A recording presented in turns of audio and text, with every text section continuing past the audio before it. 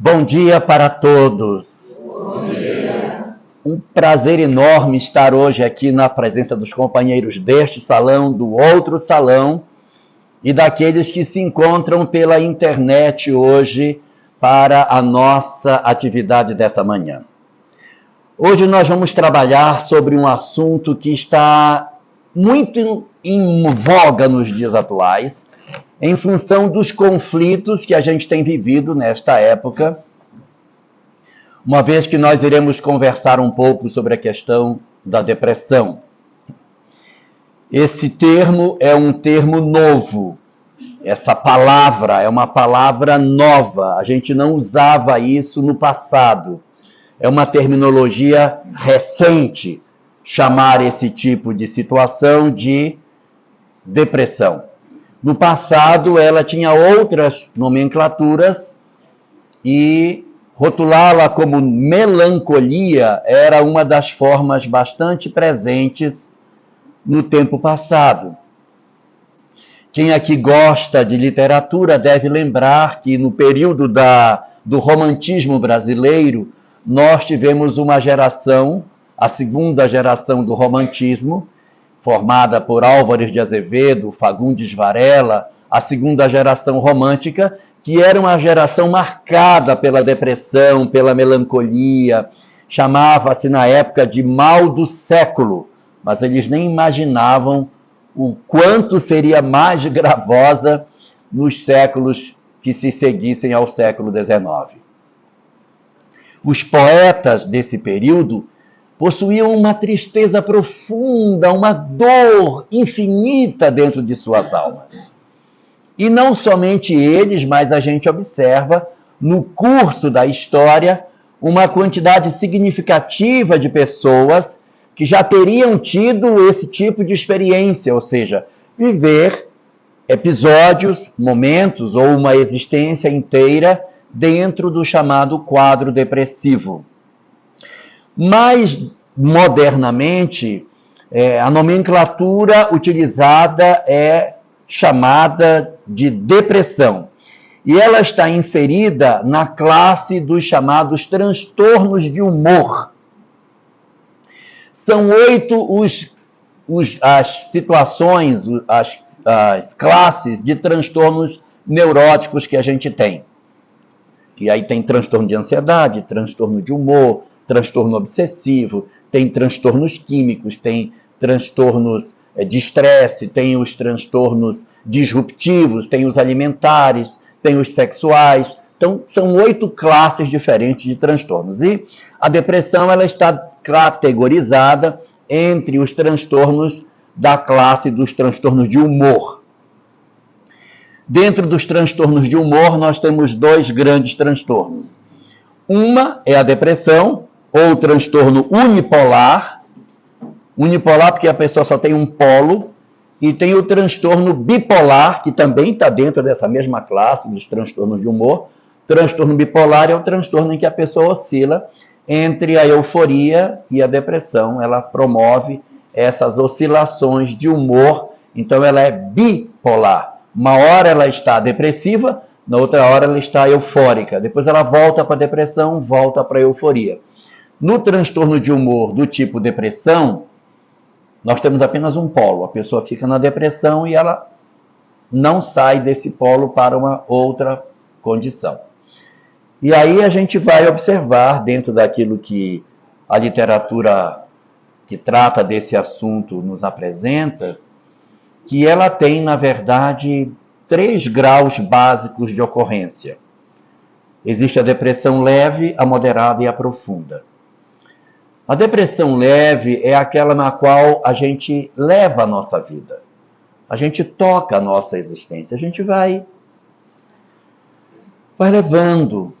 A gente trabalha, cozinha, vai para a casa espírita. A gente toca a vida.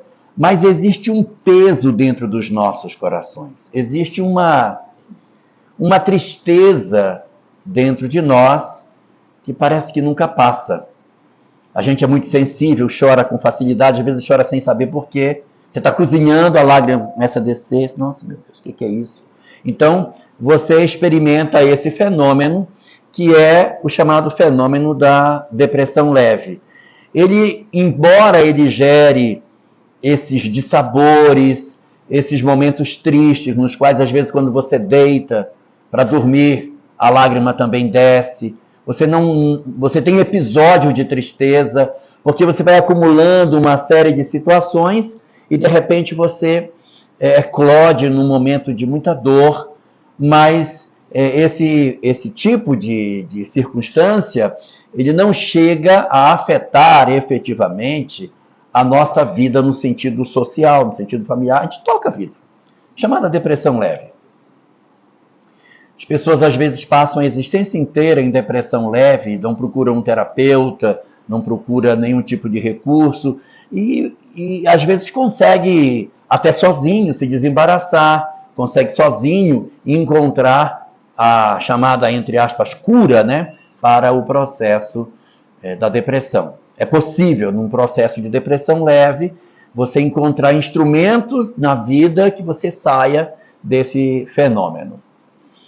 E existe a depressão moderada. Na depressão moderada, você já tem um comprometimento das suas atividades. Você já não trabalha mais como trabalhava antes. Você vai cedo e não volta tarde. Ou vai de tarde porque de manhã não deu. Ou hoje não cozinha porque não foi possível. Amanhã, talvez, não limpe a casa. No outro dia, você até está bem. Aí depois você está triste de novo.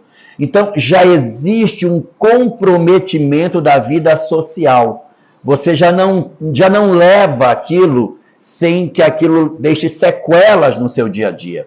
A sua vida profissional, a sua vida familiar, a sua vida na relação com a fé, na relação com todas as demais pessoas, começa a sofrer dificuldades. É aquela situação na qual, de repente, o marido diz assim, deixa a tua mãe descansar, não mexe não, que hoje ela não está bem. Ou, às vezes, a esposa diz, olha, não vai irritar teu pai, que hoje ele não está legal. Então, essas oscilações que a gente, às vezes, apresenta, não são sempre processos depressivos, mas a depressão moderada, ela já tem essas sinalizações de que algo está estranho. A luz amarela acende, não é?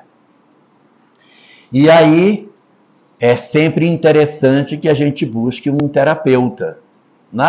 Nos casos de depressão moderada, é interessante que a gente tenha a possibilidade de ter um terapeuta conosco, para que esse terapeuta nos ajude a saber as razões, o que está acontecendo, nos oportunizar estratégias para a gente conseguir se libertar do processo de sofrimento.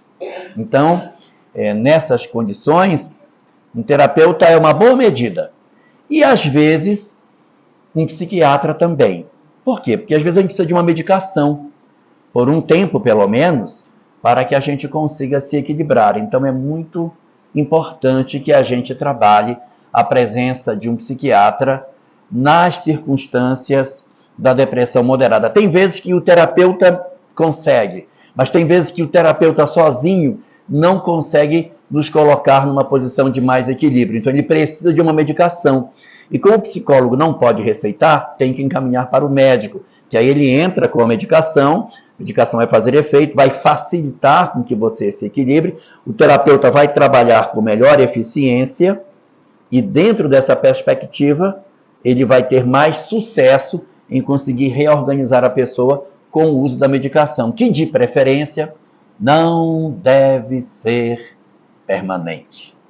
Ela deve ser apenas para que o terapeuta consiga organizar a nossa emoção e aí a gente se libera de maneira gradual da medicação e anda com as próprias pernas, realiza o trabalho de desenvolvimento por nós próprios, sem a dependência permanente de um medicamento. Mas, às vezes, a gente não consegue e esse medicamento passa a ter um uso mais prolongado e acontece que a pessoa se acostuma e pode correr o risco dela fazer pouco esforço de mudança para se escorar na medicação e aí ela acaba ficando, na falta de uma palavra melhor, dependente dessa medicação para que ela consiga se equilibrar.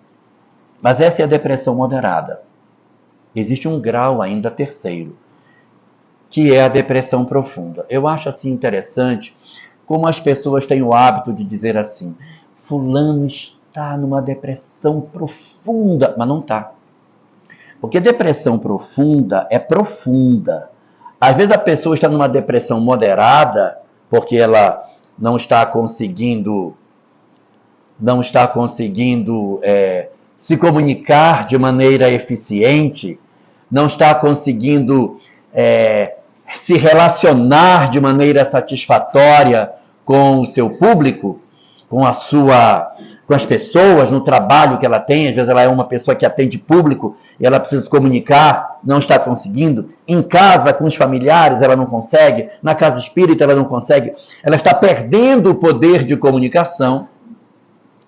Então as pessoas acham: essa pessoa aí ela está em depressão profunda. Não está. A depressão profunda é uma situação bem mais gravosa. Nas circunstâncias de depressão profunda, a criatura muito frequentemente mora no quarto. E ela não suporta a luz, ela coloca algodão nas frestas da janela, por onde a luz possa entrar. Ela evita o contato com as pessoas. Ela se abandona dentro do seu quarto. Ela, muito frequentemente, não tem mais os cuidados de higiene pessoal que se esperaria que uma pessoa tivesse. Ela para de escovar os dentes, ela não toma mais banho com regularidade, ela não se mostra mais interessada com os cuidados pessoais. Em algumas pessoas a gente observa que o cabelo fica faltando pintar. Né? Tem pessoas que pintam o cabelo. Não, Silvia, não assim. Mas assim, a pessoa pinta o cabelo de castanho escuro. Mas aí ela entrou em depressão, ela parou de pintar. Aí ela tem uma faixa branca, e depois ela tem uma faixa. Aí quando você vê a pessoa, você já vê que ela está numa situação em que esse interesse de cuidado, ele está prejudicado. Então, esses 3 graus da depressão, eles são muito importantes que a gente entenda, para que a gente não tome uma coisa pela outra. E nos processos de depressão profunda, a pessoa é capaz de passar o dia inteiro deitado na cama, sem fazer absolutamente nada. E aí você diz: mas no que pensa uma pessoa que passa o dia inteiro deitado, porque não tem mais o que pensar? Tudo que tinha que pensar, já pensou? Está pensando no quê? Nas mesmas coisas. Ela fica repassando os mesmos sentimentos, as mesmas ideias, como se fosse assim: ai de mim, coitadinho, ai de mim, coitadinho, que ele me deixou, ai de mim, coitadinho, que estou doente, ai de mim, coitadinho, que perdi tudo que eu tinha, ai de mim. Então a pessoa fica remoendo suas dores, seus processos. Então ela se abandona dentro desse mecanismo, e aí nessa circunstância, aí sim, você tem obrigação de psicólogo, obrigação de psiquiatra. O que era uma hipótese nas depressões moderadas, aqui é uma obrigatoriedade. Então, para a depressão profunda, terapeuta e psiquiatra. Para a depressão moderada, terapeuta, psiquiatra, uma possibilidade. Depressão leve, talvez um psicólogo, mas talvez não precise. Agora, para os 3 casos, obrigatoriedade da fé. A fé tem um poder extraordinário para promover o processo de cura das criaturas. Se for uma fé espírita, ótimo. Mas se a pessoa não se sente confortável na fé espírita, que procure a fé católica, que procure a fé protestante, que procure a fé budista, que procure qualquer uma, mas que se faça o movimento da busca de algo espiritual, porque a fé, comprovadamente, ela já está assinalada como sendo algo que tem um poder excepcional para retirar a criatura do processo depressivo pelo apoio que a fé consegue conferir ao indivíduo de que ele tem uma força adicional para se movimentar de onde ele se encontra. Então é como se nós tivéssemos, para trabalhar a depressão, como se nós estivéssemos numa guerra. E quando a gente está numa guerra, a gente tem que saber com que armas a gente vai lutar. E quando estamos na depressão profunda, a guerra está deflagrada e a gente precisa atuar, porque senão a pessoa pode ir, inclusive, para o suicídio.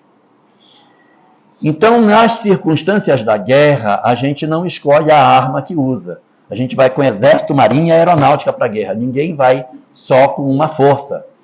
Então, na hora que a depressão realmente pegou, que a gente sentiu que o caso realmente está difícil, nós temos que entender que a guerra está declarada e a gente tem que usar a marinha, que cuida das águas, das lágrimas, que são o psicólogo, o exército, que cuida do corpo, do território, que é o médico, e a aeronáutica, que cuida dessa coisa mais etérea, mais fluida, que é a fé. Então você tem que ir com exército, marinha e aeronáutica para lutar, para poder vencer essa guerra.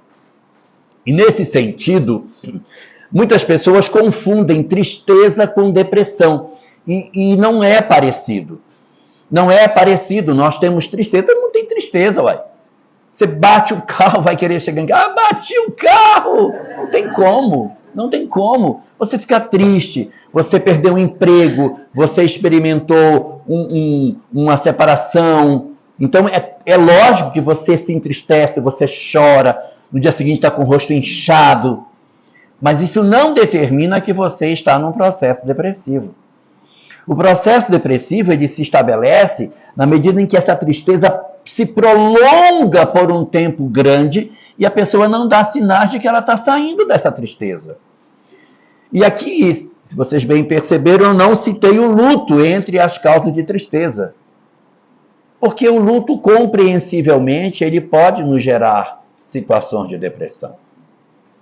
Você tem um filho, o filho desencarna, é esperado que a pessoa deprima. É esperado. Não vou dizer que não, tem que deprimir. Não, mas é esperado. Você perdeu o seu cônjuge, perdeu um pai, uma mãe que você tinha uma relação maravilhosa. Os pais se separam e aí eu tinha uma relação muito forte. Então, é esperado que em casos de luto, seja o luto pela desencarnação, seja o luto pela separação, o indivíduo experimente fenômenos depressivos. Isso aí é plenamente compreensível. Essas são as chamadas depressões de causa objetiva. Você deprimiu por quê? Porque meu filho morreu. Beleza, está claro por quê. Você deprimiu por quê? Porque eu tive um diagnóstico de que eu estou com uma doença incurável. Então, são causas objetivas que a gente compreende os fenômenos depressivos que decorrem dessa situação. Mas a gente nunca pode trabalhar a ideia da depressão como se ela e a tristeza fossem a mesma coisa. Tristeza é um fenômeno bem mais comum e a gente, depois de um certo período, faz os nossos naturais movimentos emocionais e se desembaraça da tristeza. E aqui volto a afirmar, a fé, nesse momento, um poder extraordinário para nos retirar do estado de tristeza pela compreensão de Deus tomando conta das nossas vidas. Então, se a gente for analisar quais são efetivamente as causas que a gente pode ter para o fenômeno depressivo, a gente poderia elencar 6 causas principais. Anota aí, Silvia. 6 causas principais do processo depressivo. Primeira, o passado. Existem muitas pessoas que experimentam processos depressivos que não estão nesta encarnação. Não estão. São histórias de outras existências que aportaram nessa e que o indivíduo diz, eu não sei, mas eu sou triste. Eu não sei. É porque a gente quer cortar as existências como se elas não se comunicassem. A gente acha que a gente tem várias vidas. Isso não é verdade. Nós não temos várias vidas. Nós temos só uma vida, com múltiplas existências. A vida é uma só. O que tem são existências dentro desta única vida que nós possuímos. Então, é lógico que o que acontece em uma existência sua para outra, que sua para outra. Então, a gente traz alguns traços das coisas que nos aconteceram em determinadas existências para as outras. Ou você vai querer que uma pessoa que passou por um processo de tortura, dentro de uma situação de guerra em que ela perdeu os filhos e foi torturada, que ela reencarne sem sequela nenhuma? Que esse indivíduo renasça, então eu sou uma pessoa super tranquila, na outra encarnação foi tudo jóia. Não é. Nós carregamos as coisas do ontem para o hoje. E nós, como temos o esquecimento do passado parcial, que é uma bênção maravilhosa para que a gente possa realizar as nossas transformações, as nossas mudanças, a gente nem percebe, muitas vezes, que essas emoções que nós estamos passando, elas não pertencem ao agora. A pessoa diz, eu não sei. E aí o Evangelho segundo o Espiritismo diz, quando a pessoa vê o entardecer, vê o sol se pondo, ela é acometida de uma tristeza, de uma melancolia, de uma saudade que ela não sabe do quê. Eu não sei, eu sinto uma saudade do quê? Não sei. Mas fôssemos mineiros, a gente ia ser um trem. Dá um trem que eu não sei o que é, mas é assim. A gente não sabe explicar. E se você sentar com a pessoa, você me fala o que é, eu não sei. Mas eu sinto uma insatisfação dentro de mim, uma dor, uma saudade, uma angústia, uma tristeza. Às vezes não é esse o sentimento. Às vezes é um sentimento de medo. Eu tenho tanto medo, eu tenho medo. Mas medo de quê? Eu não sei, eu tenho medo. Às vezes você vem de uma história em que você teve seus filhos roubados, em que você perdeu seus filhos, e a pessoa reencarna sequelada emocionalmente com relação a isso. Medo de viver. Então nós trazemos histórias mal resolvidas do ontem, que aportam no hoje. Então isso sempre teve. A gente sempre teve histórias de pessoas que reencarnavam com questões muito fortes do passado que apareciam no hoje. É claro que quando a gente tem uma existência menos traumática, a gente vem de uma existência com menos dramas, menos impactante, é razoável que nas existências seguintes a pessoa não apresente grandes sequelas. Mas se eu venho de dramas muito dolorosos do ontem, eu trago para o presente a possibilidade de apresentar essas emoções de maneira difusa dentro da minha alma. Mas nem tudo está no passado, nós também temos muitas causas de depressão que nascem do presente. Então lá vai. Primeira delas, do presente, que é a segunda. Pode colocar. Infância.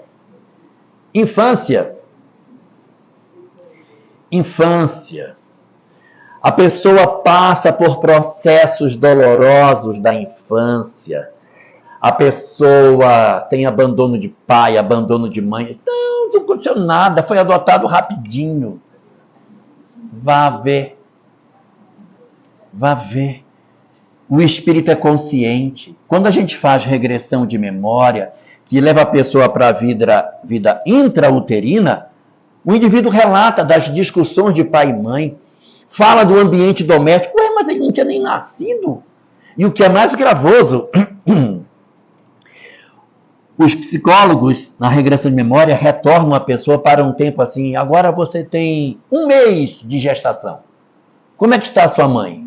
Aí ela relata como é que está a mãe. Aí vem a pergunta, mas o cérebro nem está formado, como é que ela está lembrando? Está lembrando onde? Do cérebro não pode ser. Não tem cérebro para lembrar. Então deve ter alguma outra coisa que não é o cérebro aonde a gente tem consciência, o que nos leva a uma conclusão que o homem deve ter alguma coisa de imaterial onde ele armazena as suas memórias, e que não é o cérebro físico. Deve ter alguma coisa.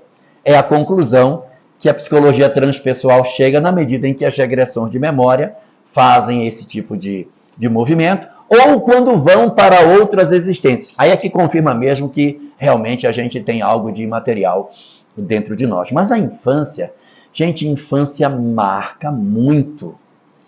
Infância marca muito. Abandono, maus tratos, agressões. Às vezes a pessoa, ela foi muito ofendida quando criança, desconsiderada, criada sem amor. Então vai criando no indivíduo a sensação de que ele não é uma pessoa que tem a possibilidade de ser feliz. E armazena dentro de si a ideia daquilo de ruim que teria acontecido, e isso atravessa a existência inteira. Deve fazer uns 15 anos, eu estava com uns amigos e eles estavam esperando o resultado de um concurso público. Concurso público, assim, de um salário muito bom. Estávamos ali esperando a hora, ia sair o resultado, todo mundo junto. O resultado saiu e eles foram aprovados e tal, estava todo mundo feliz e tal, e um deles, que tinha 40 anos, eu não errei na idade, 40 anos, disse: eu preciso ligar para o meu pai, preciso dar notícia para o meu pai. Aí pegou o telefone e ligou para o pai dele. Pai, eu passei no concurso, pai, chorando. Eu não sou a pessoa imprestável que o senhor pensou que eu fosse. 40 anos. Certamente, quando novo, o pai diz: você não presta para nada. E aí vai sequelando o indivíduo, que vai armazenando como verdade. Fala de pai e de mãe tem um poder imenso de convencer as pessoas. Às vezes o vizinho falando, o professor falando, pode não ter tanto poder, mas o que o pai e a mãe fala vai lá na alma. Então a gente tem que ter muito cuidado com aquilo que a gente fala para as nossas crianças, né? Quando a gente reclama deles, quando a gente se exaspera, né? A gente às vezes se aborrece e passa do limite, fala umas bobagens. Ficar bem atento com o que a gente fala. Então a infância é uma dessas circunstâncias. Uma terceira situação que a gente tem, além das nossas questões da infância, são os nossos dramas. Meu Deus, quanto drama a vida tem. As nossas histórias, se fosse escrito, davam um romance espírita. Porque é tanta confusão, é tanto desencontro. Fulano que ia casar com fulano não casou, casou com Beltrano e depois foi infeliz. Aí quando largou de Beltrano para voltar para fulano, fulano já estava casado com Ciclano, aí já não pôde mais, aí acabou que Ciclano acabou casando com Beltrano e os outros ficaram todos solteiros. Então, as nossas histórias têm muitos dramas, nossas vidas têm muitas dores. A gente constrói uma empresa, a empresa falhe. A gente faz um sonho de construir algo, dá errado. A gente realiza um sonho de uma profissão, não consegue emprego. Olha, é uma confusão. E esses dramas, essas frustrações que os dramas produzem, eles são gatilhos que também detonam processos depressivos. Então a gente tem aí também essa circunstância através da qual o indivíduo, por esses dramas que a vida tem, isso pode eclodir num processo depressivo. Não quer dizer que todo mundo que vai passar por uma frustração obrigatoriamente vai deprimir, mas eles são gatilhos para o processo depressivo. Um grande amor que nos abandona. Então são histórias que podem provocar em nós essas rupturas e nos lançar num processo depressivo. Vamos para o próximo. Quarto. Tá certo? Tá correto? Perdas e lutos. Quantos de nós experimentamos depressão por conta de luto? Às vezes, a criatura já traz uma personalidade depressiva. Ela já tem uma personalidade assim, que já flerta com a depressão. Você já percebe que ela carrega uma tristeza velada, algo dentro dela, que você percebe que você tem que cuidar, porque ela já vive um fenômeno de depressão leve, por exemplo. E aí você vai observando, fulano tem depressão. Então tem que cuidar para não ter dificuldades, vai ajeitando. Aí ela vem com um luto, uma perda, um golpe muito pesado. Essa circunstância do luto, essa é um gatilho quase que inevitável da questão da depressão, quando a gente possui uma vinculação assim muito estreita com aquele que desencarna. É lógico que quando você tem um parente que já está com uma idade bastante avançada, que está muito doente, você assiste a desencarnação, existe uma maior facilidade de aceitar isso. Mas quando você tem a perda de alguém mais jovem, filho, filha, é muito difícil você lidar com isso. Porque ninguém se programa para perder um filho ou uma filha. Ainda que nós amemos os nossos pais, a gente sabe que porque eles são mais velhos, existe uma possibilidade muito maior de que eles desencarnem antes de nós. Então a gente acaba percebendo que a gente precisa entender que eles vão partir antes da gente, isso até certo conforto. E quando a gente perde pai e mãe, a gente é chamado de órfão. Quando a gente perde marido e esposa, a gente é chamado de viúvo, viúva. E quando perde filho, chama de quê? É tanta dor que não tem nome. É tanta dor que não tem nome. Então é profundamente compreensível que numa circunstância dessa, o indivíduo ele experimente essa situação da depressão, que pode ser duradoura ou pode ser mais curta. É uma ferida que demora muito para cicatrizar. Mas eu posso dizer a vocês que cicatriza, viu? A sensação que a gente tem é que nunca vai passar, mas passa. Cicatriza.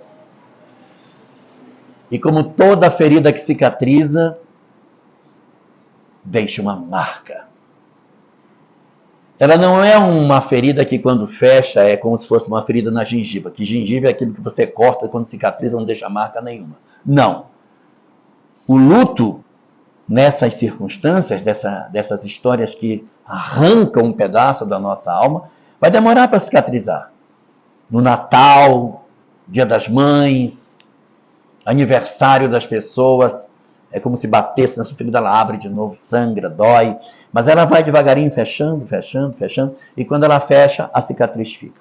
A cicatriz é você nunca mais ver a vida da mesma forma. Você olha os outros filhos e você tem uma outra visão de como é que a vida se organiza. Você vai ter seus netos, a maneira de você lidar com eles é outra. Você vê as pessoas lidando com seus filhos, não faz isso com ele. Não faz assim. Não trata dessa forma, você não sabe como é doído. Não faz isso.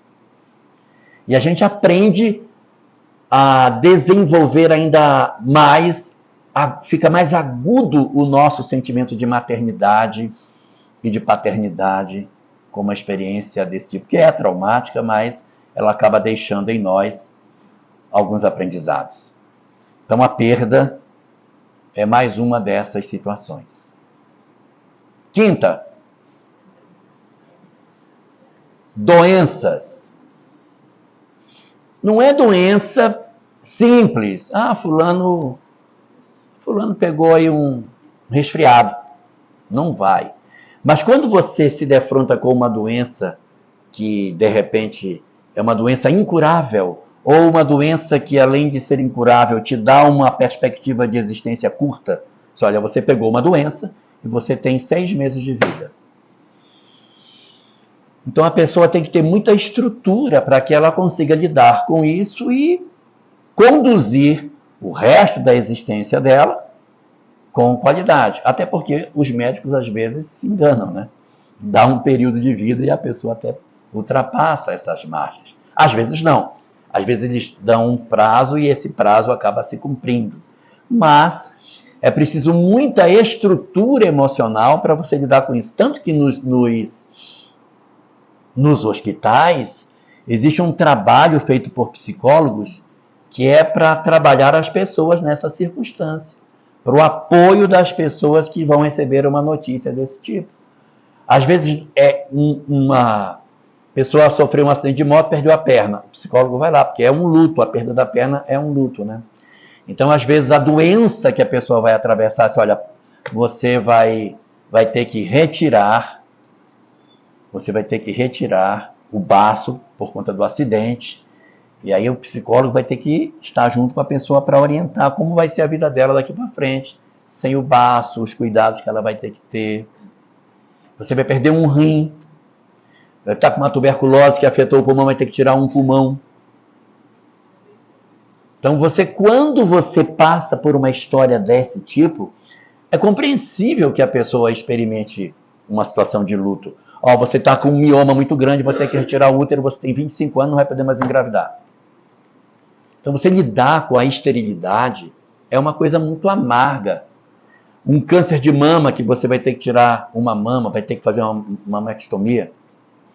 Então, quando você passa por essa situação, é uma dor muito profunda e é razoável que a gente até espere que o indivíduo experimente processos depressivos. Então, a gente tem essas circunstâncias todas aí. Bom, se eu falei e foi anotado certinho, aí, Silvia, tem 1 do passado, 4 do presente. Olha para aí. Olha para aí, não é para mim, para aí. Tem 1 do passado e tem 4 que são do presente. Tá certo? Tá. Eu sei. 4 mais 1 é 5. Falta uma. Essa sexta causa, ela não é uma causa isolada. Ela às vezes vem isolada, mas é muito frequente que ela se derrame por sobre as outras 5. Por isso que eu deixei para o final. É uma causa que ela potencializa as outras 5, chamada obsessão. Às vezes, o fenômeno depressivo, ele é obsessivo puro, ou seja, você tem um parente que tinha um processo depressivo, esse parente gosta demais de você e ele desencarnou. Ele adora você, então ele fica na sua casa. Ele quer dormir na sua cama. Ele quer conviver com você. E os sintomas que esse paciente tem, você começa a sentir. Se ele teve um câncer, eu estou sentindo umas coisas. Não é que você vai pegar o câncer, mas você tem a sintomatologia. O cara tinha uma tuberculose, você vai apresentar olhos inchados, dor na costa, tosse seca, uma febrícula durante a tarde. Aí você vai ver o que é. O que aconteceu? O que esse cara tem? Faz exame de escarro, negativo. Então ele está com uma espécie de uma tuberculose psicológica. Mas é a entidade que o ama, não está querendo fazer o mal a ele, e que se agregou a ele. Os fenômenos de obsessão que se dá por apego. E pode ser um fenômeno de obsessão por afinidade. Os fenômenos de obsessão por afinidade são aqueles que potencializam a nossa tristeza. Eu digo, eu estou tão triste porque meu marido me deixou, meu Deus. Aí as entidades vêm tudo para casa. E eu também. Eu morri disso. Aí, daqui a pouco você não sabe se o triste é você, se o triste é ele, se é a sua tristeza que aumenta a dele, se é a dele que aumenta a sua. Ou seja, num processo de simbiose, um retroalimenta o outro. E nos chamados fenômenos de obsessão, anota isso. Obsessão não odiosa tem 2 tipos, obsessão por apego e obsessão não odiosa por afinidade. É não odiosa, não tem ódio aqui, não tem ódio. Tá? Não tem ódio. Agora existem os casos de obsessão odiosa. Exato, obsessão odiosa. O cara realmente quer destruir você. Então, como ele quer destruir você, ele intencionalmente quer o seu mal. Então, ele vai para perturbar você. Às vezes, esse espírito, ele até nem tem tanta tristeza assim, mas ele quer provocar em você tristeza. Mas ele não é triste. Como é que eu, que não sou triste, vou fazer você ficar triste? Eu não tenho recurso de tristeza em mim. Então, eu vou buscar alguém triste para colocar na sua casa. É lógico. Ele pega, você é tristinho, vem cá. Aí pega o tristinho, leva lá, bota dentro da sua casa. Então, ele não é triste, mas ele é o verdadeiro obsessor. O outro não é o obsessor direto, ele está só irradiando o pensamento de tristeza, o pensamento de angústia. Ele vai procurar pela rua, esse cara aqui gosta de beber, vou levar esse cara para lá. Aí ele pega e leva o cara lá para dentro de casa. Então, nem todo obsessor, obrigatoriamente, ele é o agente efetivo do desejo que o obsediado tem. Às vezes ele é apenas um agenciador. Ele agencia, esse aqui vai e leva para lá. No livro Recordações da Mediunidade, Dona Ivone do Amaral Pereira nos fala de um tipo de situação obsessiva muito interessante, em que ela diz que nós muitas vezes achamos que o obsessor, por exemplo, o obsessor é que faz ele beber, o obsessor é que faz ele ficar triste, o obsessor é que dá a ele ideias de suicídio. Aí Dona Ivone diz, nem sempre. Tem vezes que funciona assim. O indivíduo já traz nas raízes da sua personalidade, na estrutura do seu ser, a tristeza. Ou ele traz na estrutura do seu ser o alcoolismo, na estrutura do seu passado. Então, o que é que o obsessor faz? Ele só faz balançar a roseira. Ele vai para casa e perturba o lar. Ele faz as pessoas brigarem. Se eu desestabilizar ele, o passado aparece. Então, ele, na verdade, não está dizendo para você beber. Ele só faz o lar ficar um inferno, que aí a pessoa, consultando o que tem dentro de si, diz, sabe de uma coisa? Eu vou beber. Mas não foi o obsessor que fez beber. Não, estava dentro da criatura aquele tipo de sentimento. Assim como a tristeza também. Às vezes é uma alma triste.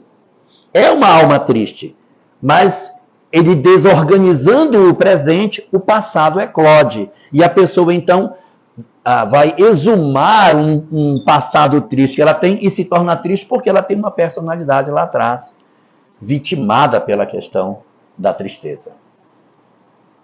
Não sei se eu confundi vocês com o que eu estou dizendo. Então existem esses fenômenos. Se ninguém entendeu, eu vou dizer de maneira diferente. Nenhum obsessor planta ideia na cabeça de ninguém. O obsessor rega. A sementinha está lá. Ele só traz fertilizante, adubo, NPK, água, e bota na sementinha, mas a semente já está lá. Se não tiver a semente, não tem como fazer. Inclusive, eles nos estudam para saber qual é a nossa possibilidade mais frequente de queda. Não, tentar induzir ele ao suicídio não vai, não tem jeito para suicídio, não. Isso aqui não dá. Vamos perder tempo.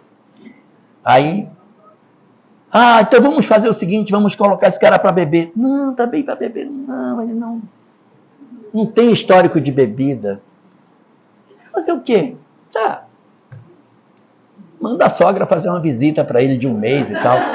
Quer dizer, a pessoa sabendo qual é o perfil da personalidade, ele escolhe a estratégia que interessa, né?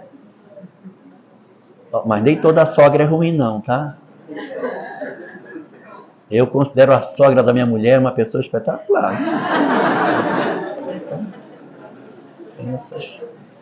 Essas situações aí que... Vai até 11h30, é? Meu Deus. Então vamos passar rapidinho aqui. Vamos acelerar. Sintomas da depressão, anota.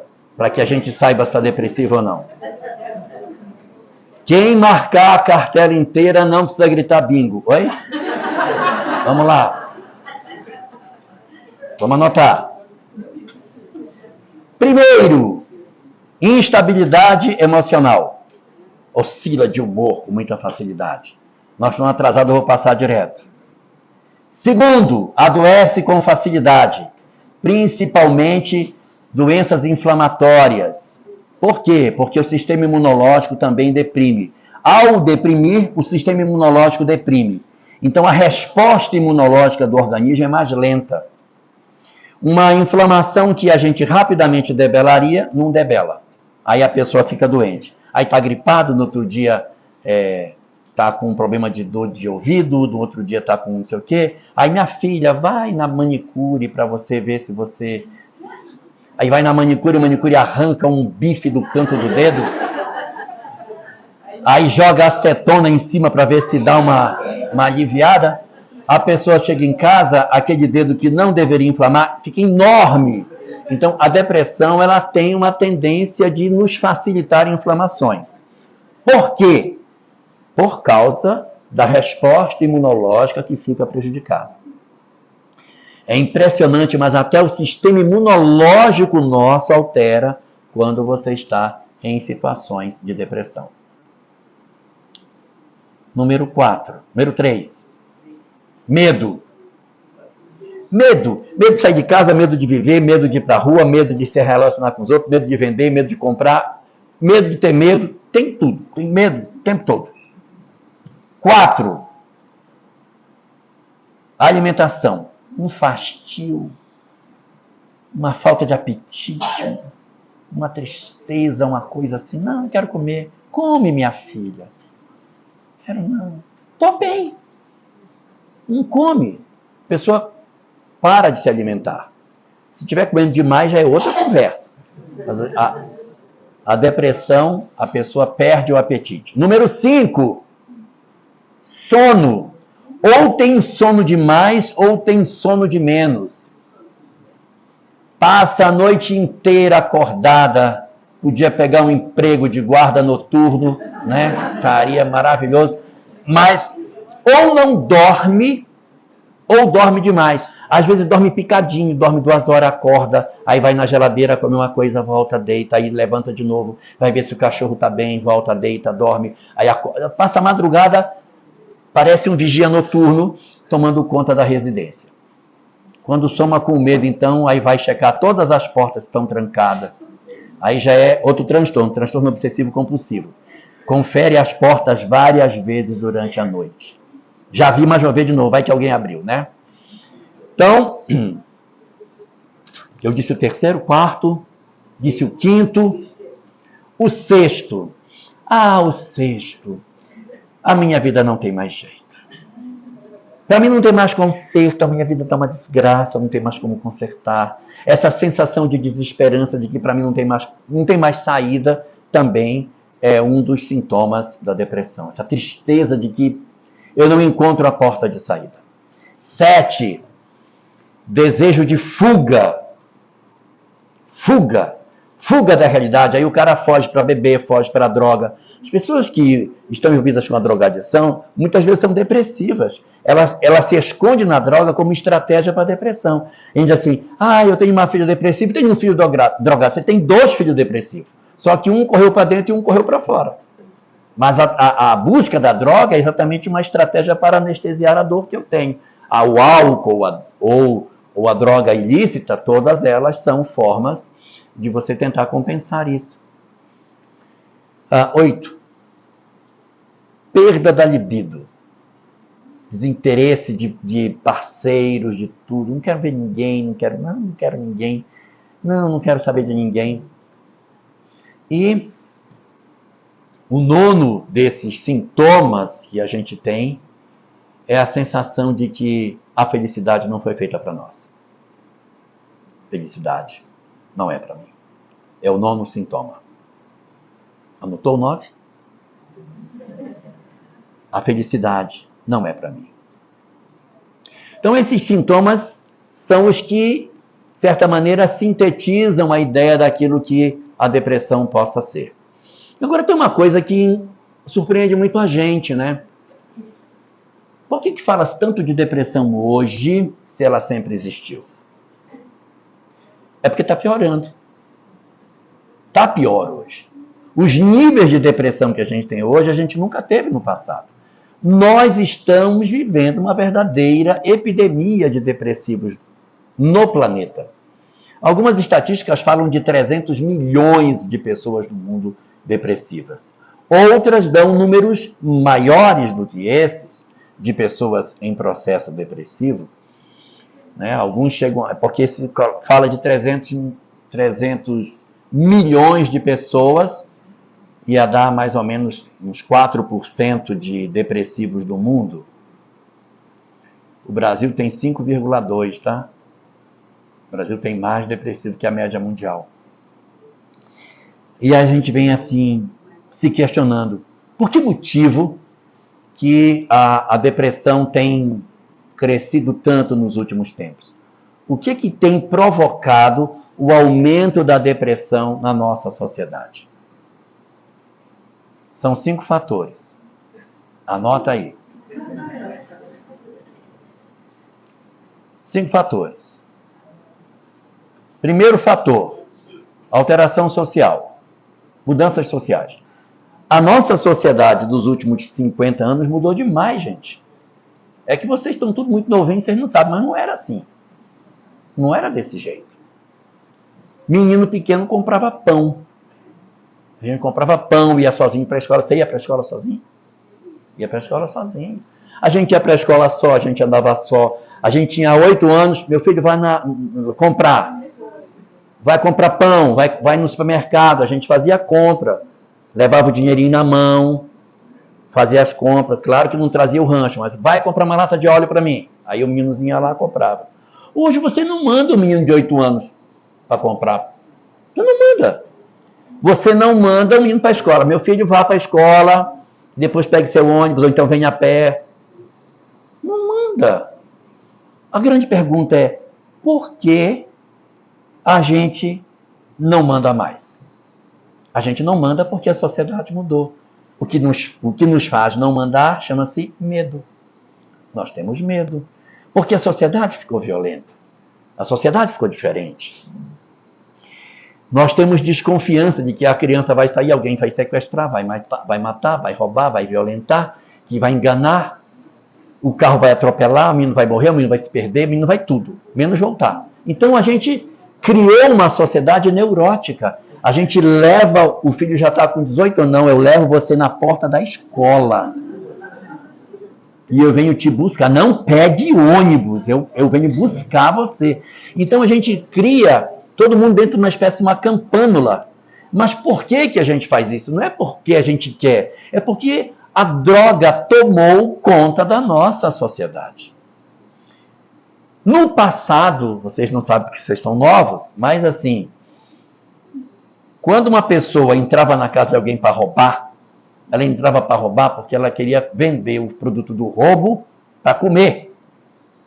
Ela roubava porque ou ela roubava para comer, ou ela roubava para vender para poder comer, porque a família estava passando fome. Então ele tinha que roubar, porque não tinha jeito. Hoje, a probabilidade de você encontrar um cara que entre numa casa para furtar ou roubar porque está com fome é mínima. A quase totalidade dos furtos e roubos é droga. E a incidência altíssima. O menino vai a pé, vão roubar o celular dele, vão tirar o tênis.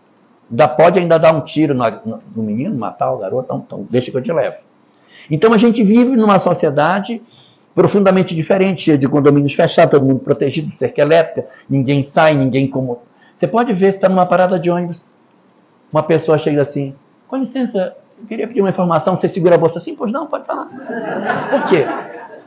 Porque você tem medo. Você tem medo. Por que essa pessoa quer falar comigo? O que ela quer? Você fica o tempo todo armado, desconfiado, medroso. Então, essa alteração provocou uma mudança muito forte na nossa sociedade. Nós vemos mudanças muito significativas que decorreram desse processo de periclitação da nossa segurança pública. E aí, ingressamos num novo modelo de sociedade, que é esse que a gente conhece hoje. Esse modelo que a gente está vivendo, todo mundo tem medo de todo mundo. Para complicar a situação, teve um segundo fator. Tivemos uma mudança muito forte de tecnologia. O menino já tinha medo de sair. Aí a tecnologia disse, não, fique em casa que você pode se comunicar sem sair. Pronto. Uma beleza. Porque com essa perspectiva de comunicação através da tecnologia, a gente não precisou mais sair, entrar em contato com os outros. E a tecnologia, que é um negócio maravilhoso, as avós que me digam se não é legal, ver o neto pelo celular, bota o menino aí, é maravilhoso. Só que se ela não for bem utilizada, ela vai provocar o quê? A aproximação de quem está longe e o distanciamento de quem está perto. E existem aqueles que se tornam obsessivamente ligados à questão tecnológica e que perdem o contato com a sociedade, se desinteressam pela vida social, isolam-se nas suas condições de vida, em que os contatos são só através da internet, perdem o contato com a família e se tornam profundamente vinculados. Eu não estou falando mal de rede social, mas do uso que a gente faz desse recurso maravilhoso que a rede social representa. O que fazer, pelo amor de Deus, com uma rede social tão perturbada? Publicar coisa boa. O que acontece é que a gente diz assim, só tem coisa ruim, então põe coisa boa, pelo amor de Deus. Só tem o que não presta, então publica coisa boa, para ver se dá uma destemperada. Porque a gente reclama, mas também não enche a rede social de coisas positivas que possam ajudar a que as pessoas consigam ter uma outra visão do uso dessa ferramenta. Então, essa mudança aí foi uma mudança muito crítica que a gente viveu. Terceiro fator. Ora, evidentemente, se a sociedade mudou, se a tecnologia ofertou isso, terceiro fator que mudou foi a família. A família, nas relações sociais, relações familiares e nos arranjos sociais. Porque hoje é tanta perda, é tanta mutilação de relações. Você mantém um relacionamento aqui, amanhã já não está mais. Meu pai já não está mais aqui, minha mãe já não está mais aqui. Agora eu já estou com fulano, não estou mais. Essa circunstância, que hoje tem até um nome para isso, chamada de sociedade líquida, em que as pessoas se relacionam de maneira muito rápida e se desrelacionam também de maneira muito rápida. Hoje eu estou com fulano, amanhã eu já estou com Beltrano. Essa rapidez com que as relações afetivas acontecem, em que o sujeito já vai para a festa com a escova de dente no bolso, porque ele já não sabe aonde ele vai dormir naquela noite, ele já vai procurando um lugar para ele se agasalhar para aquela semana. Então isso tudo provocou uma reconstrução, uma reorganização da família muito forte. De certa maneira, a gente fez mudanças muito boas, porque a nossa família anterior, aquela família patriarcal, ela era muito hipócrita, ela tinha muita hipocrisia. Isso é verdade. Né? Quem assistiu aquela novela que tinha o Bataclan, lembra do Bataclan? Pois é. Então, todos homens respeitáveis, pais de família, mas todos iam no Bataclan. Não sabem o que é o Bataclan. O Bataclan era o prostíbulo da novela lá de Ilhéus. Não é Tieta, não. Não, Bataclan era lá de Ilhéus. E tinha a Hilda Furacão. Não, mas não era essa não, era aquela outra. Como era aquela moça? Que dizia assim, eu nasci assim, eu cresci. Bataclan. Então, muito bem. Então, era aquelas famílias tudo respeitáveis, que a mulher chamava o marido de senhor. Seu fulano, com licença, o senhor quer jantar, seu fulano? E ele vinha com aquele terno lindo, de linho, branco, maravilhoso, engomado, com clara de ovo, tudo maravilhoso. Mas ele ia para o prostíbulo, ele dizia, não, minha filha não pode sair. Então era uma sociedade muito hipócrita. Nós quebramos esse modelo, isso foi legal. Mas nós não somos bons revolucionários. A gente, quando revoluciona, tira de um polo e joga para o outro. A gente não sabe tirar do polo e botar no centro, a gente só arranca daqui e bota para lá. Então, criamos uma sociedade extremamente permissiva, que daqui a pouco vai ter que fazer o processo da volta do pêndulo, né? A sociedade, ela oscila em ciclos, e a gente estava do lado de cá, passou para o lado de lá, Agora vamos ver se quando a gente viesse, a gente para um pouquinho mais perto do meio. Que é quando vai estabilizar. Enquanto oscila, não para, né? Vai oscilar para um lado e para o outro. Quarto fator. Esse é bom.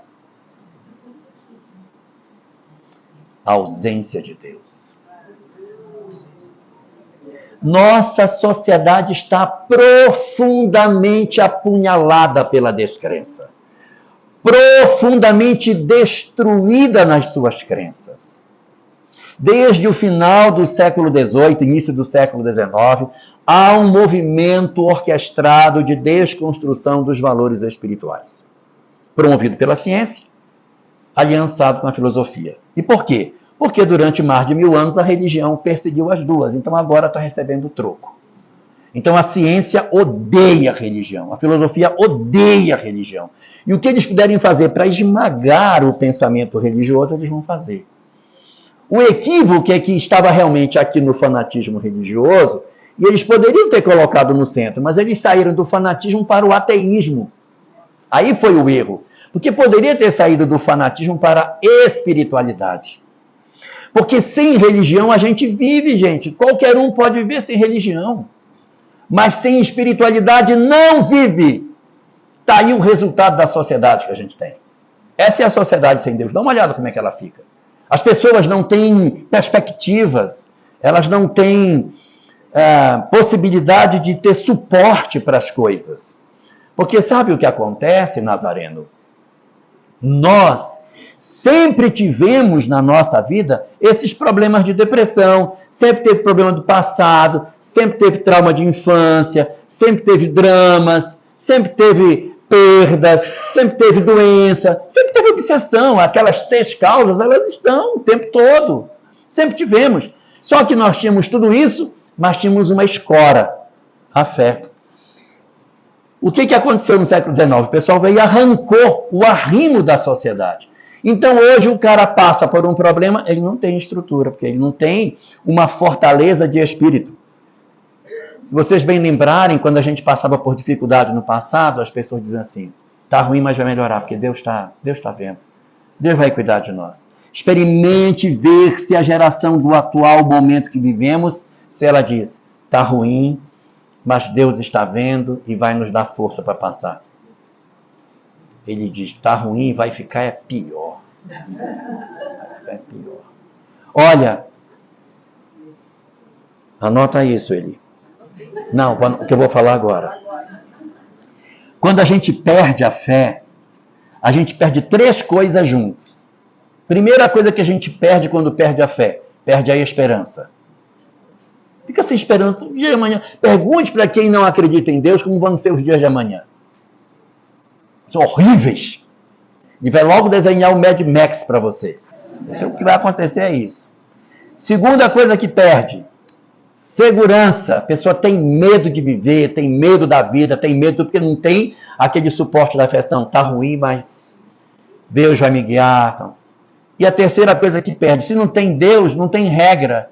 Se não tem regra, não tem temperança. Então, vale todas as condutas sexuais, vale todas as condutas sociais, vale a drogadição, vale a promiscuidade, vale tudo. Vale tudo. Anotou? Então, agora anote. Quando perde a esperança, a gente se torna ansioso. Quando perde a segurança, a gente se torna obrigatoriamente depressivo. E quando perde a temperança, a gente enlouquece. É loucura. Então, essa mudança, número 4, essa mudança? É a 4. Eu vou falar o 5º, mas assim, falta só a 5ª. Isso, é porque esse aí era um parênteses dentro daquele. 5º, eu acho engraçado, toda vez que eu falo um fator, aí a Sueli faz assim, eu quero ver como é que ela vai reagir, acho que ela vai cair agora nesse. Porque mudou a sociedade, mudou a parte da tecnologia, mudou a família, mudou a questão da fé, e para piorar, tem a transição planetária. Olha, ela ficou até calma. A transição planetária. Gente, a transição planetária convulsionou a nossa sociedade. Porque ela permitiu com que uma quantidade imensa de entidades perturbadas descessem sobre o planeta. Então tem uma quantidade enorme de gente louca encarnada na Terra hoje. E metade do lado de lá perturbando os que estão do lado de cá. Aí você diz assim, puxa, mas Deus não podia ter feito diferente? Por que fez essa maldade conosco, mandar esse monte de gente perturbada para cá? Ele mandou por duas razões. Primeira, eles são nossos irmãos, eles precisam de uma chance de mudança. Então a reencarnação desses espíritos é uma oportunidade para que eles se mudem. Que vai que alguma dessas entidades endurecidas se transforme. Puxa, já é um negócio maravilhoso.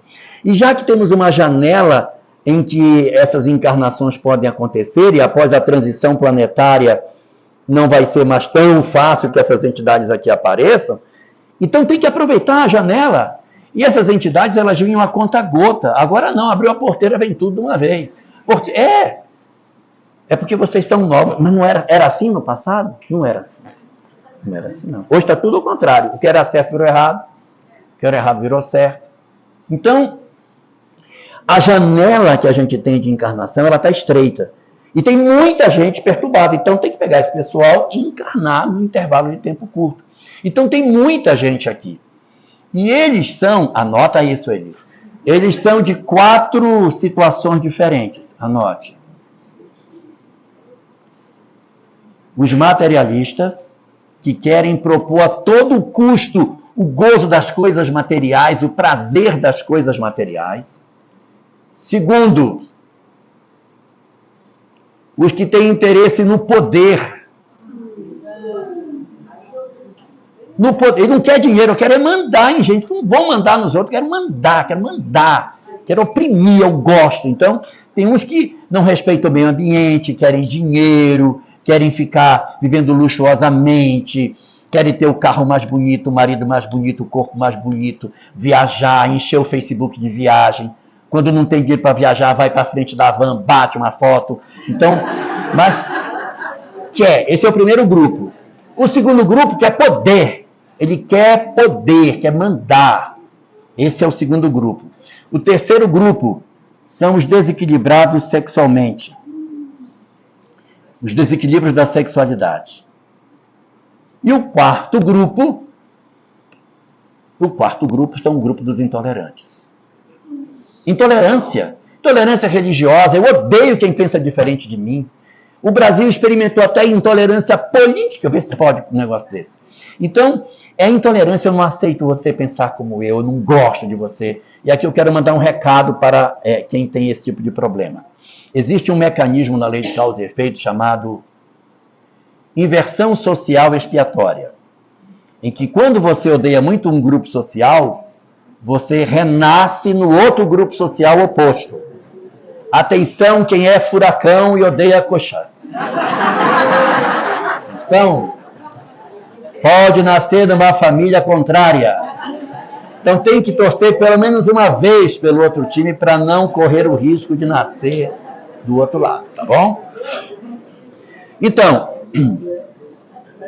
nós temos os materialistas, os que querem poder, os desequilibrados do sexo e os intolerantes de toda a ordem.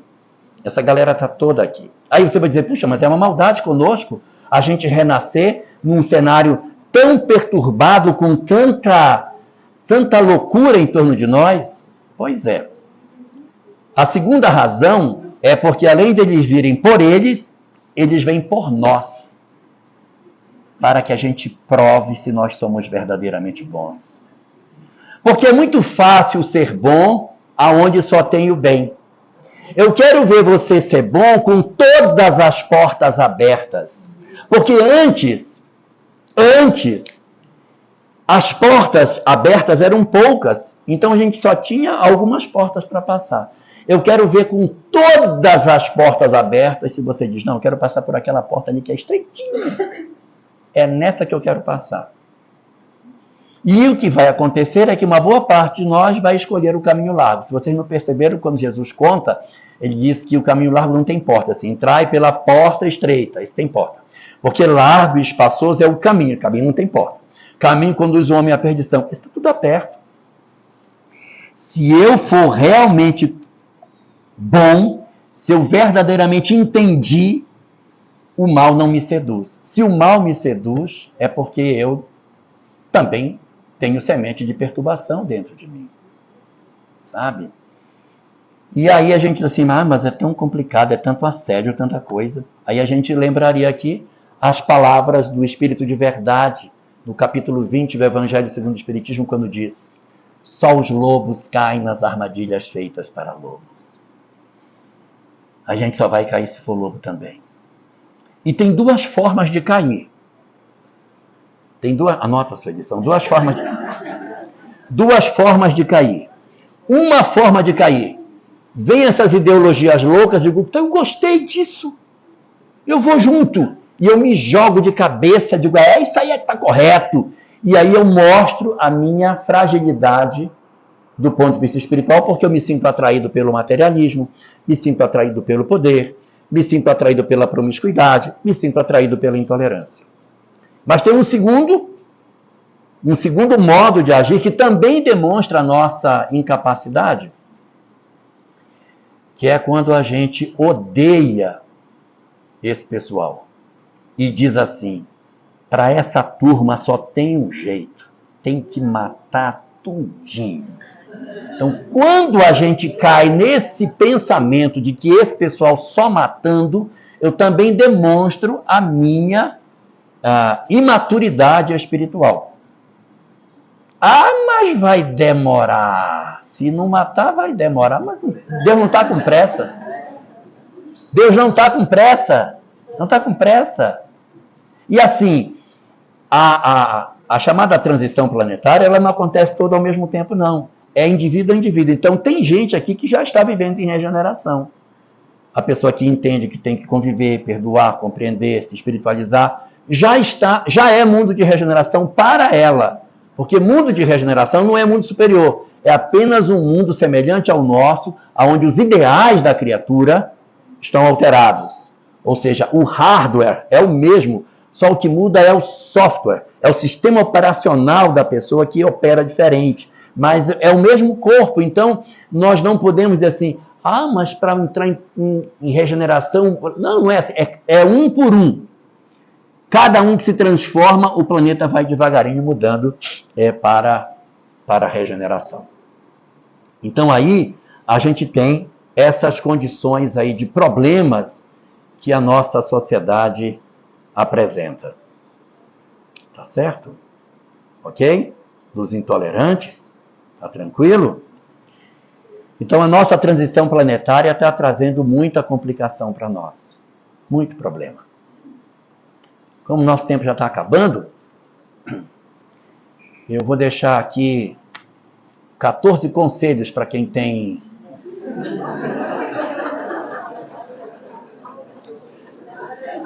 Para quem tem depressivo em casa. Anota aí. Anota aí. Você vai... São 7 para dentro e são 7 para fora. Tá bom? Então vamos lá. Então assim, a gente fala que é 7, o pessoal acha logo que é porque é um número místico. Meu Deus, são 7. E porque 7 são as cores do arco-íris. 7 são as notas musicais.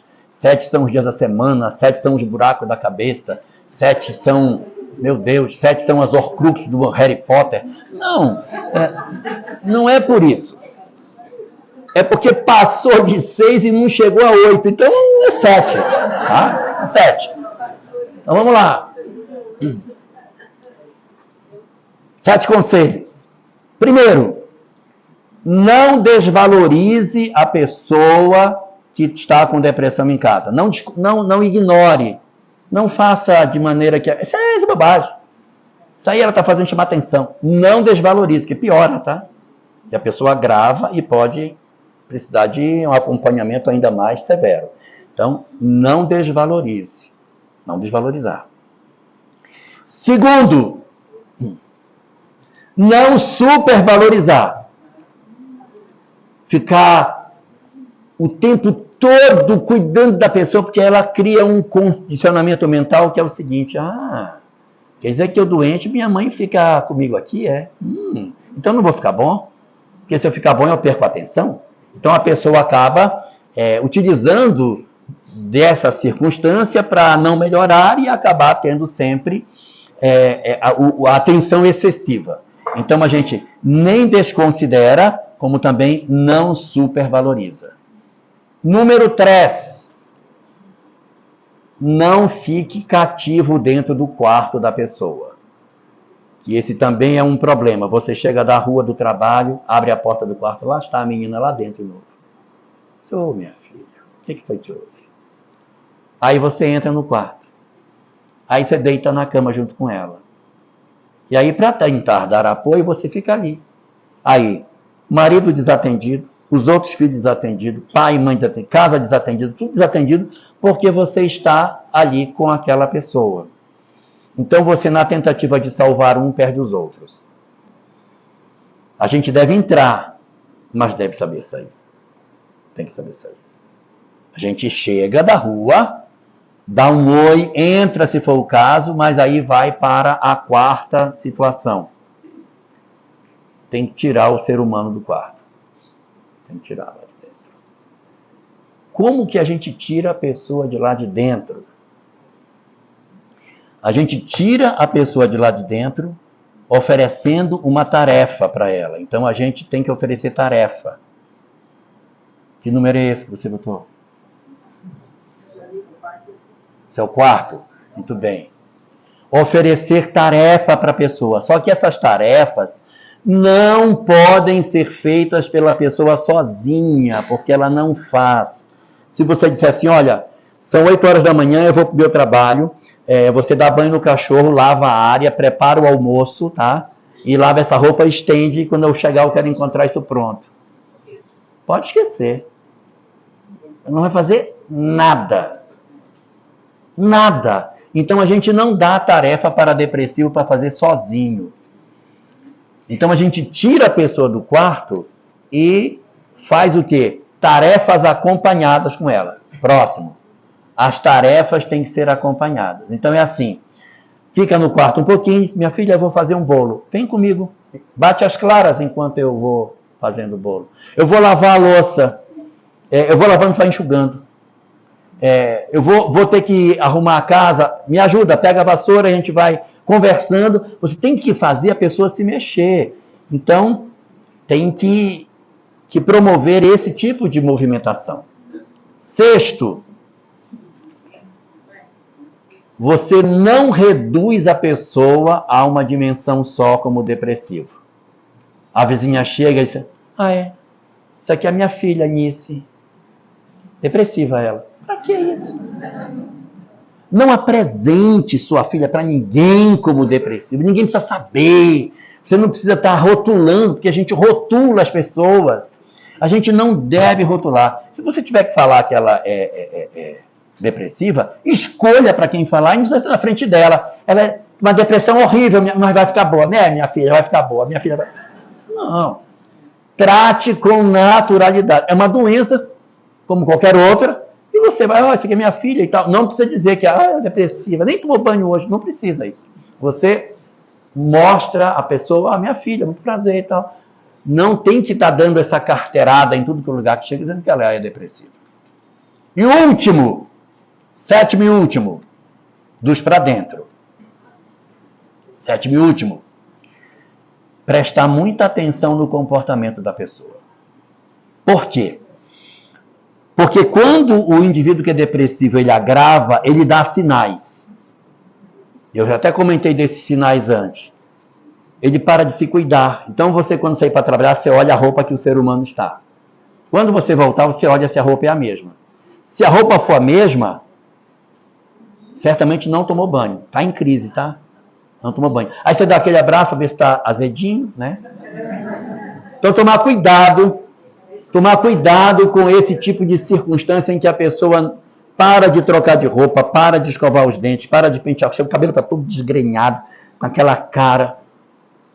Atenção, a pessoa está dando sinal de que ela não está bem. Senta na mesa, calado demais, mudo demais, cabelo todo fora do lugar, reclamando, não tem isso para comer. Está dando sinal, está sinalizando. Meninas costumam, quando agravam, utilizar o seguinte recurso. Elas usam um moletom escuro de número maior do que o que elas usam. Para quê? Para que ela segure com a ponta do dedo a ponta do moletom desse lado e desse. Elas andam assim.